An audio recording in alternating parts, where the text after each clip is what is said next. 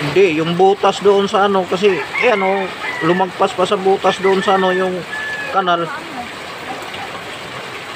Nakabot ko na nga yan kung bigyan ko.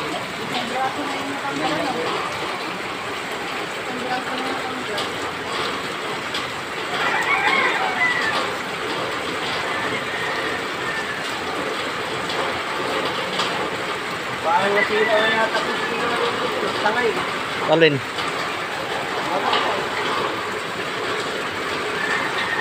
Yung ano nila dyan, yung mga pusti sa tukod sa mga tangkal sa manok. Sa dulo na lang yung ano. Siyempre may mga sumabit na mga kahoy-kahoy ano talaga yun.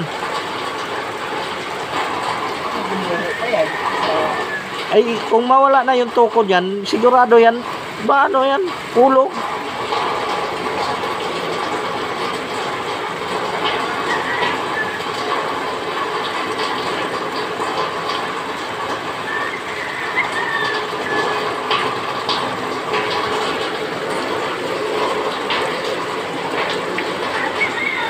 Di ibig sabihin, kung wala pa yung pader na yan, pasok na yan doon sa ospital. Oh. Ayun, may kanina, taas ang tubig yan. Okay, ano yung guhit sa ano.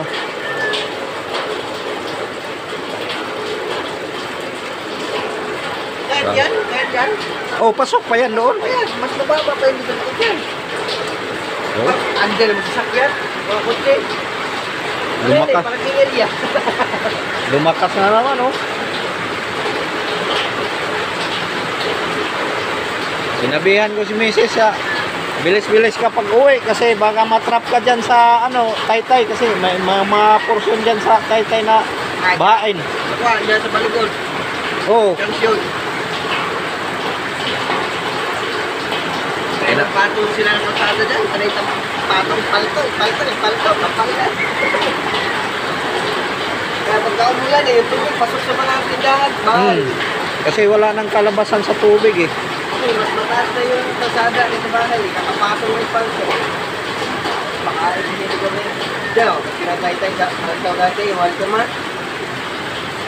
Oo. Wala pa yung Walter Mart, diyan yung pinagaytay. Diyan sa Yan, balto lang, pero kaya ang tao diyan.